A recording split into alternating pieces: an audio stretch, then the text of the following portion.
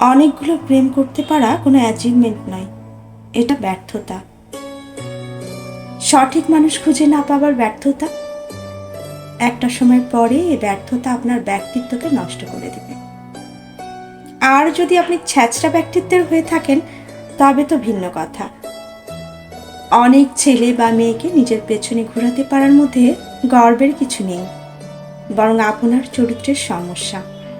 যদি আপনার মধ্যে বিবেক আর মনুষ্যত্ব থেকে থাকে তবে একটা সময়ের পরে ভেতরে ভেতরে অনুশোচনায় পড়বেন। আর যদি অনুশোচনা না হয় তবে বুঝে নেবেন আপনি চরিত্রহীন। কারো কাছে প্রকৃত ভালোবাসা পাবার অধিকার আপনার নেই।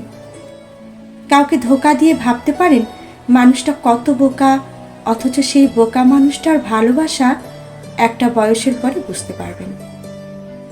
অথচ ততদিনই অনেক দেরি হয়ে যাবে, যখন দেখবেন সেই বোকা মানুষটা আপনাকে আর বিশ্বাস করছে না।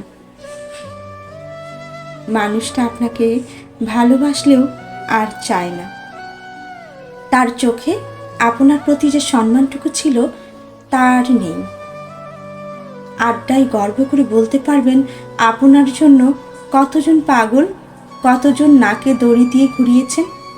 মুখের ওপর তখন কেউ কিছু না বললেও ভেতরে ভেতরে আপনি তাদের কাছ থেকে সম্মানটুকু হারিয়ে ফেলবেন। যাদের যাদের ধোঁকা দিয়েছেন তার বন্ধু মহলে আপনি একজন চরিত্রহীন বলে বিবেচিত হবেন। সেসব মানুষ আপনাকে ঘৃণার চোখে দেখবে।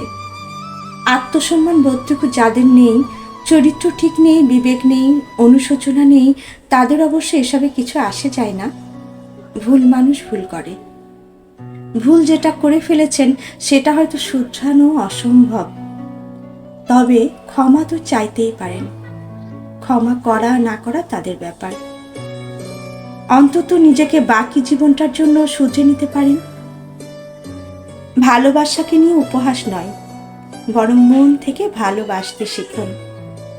নয়তো একটা সময় পরে ভালোবাসা আপনাকে নিয়ে উপহাস করবে।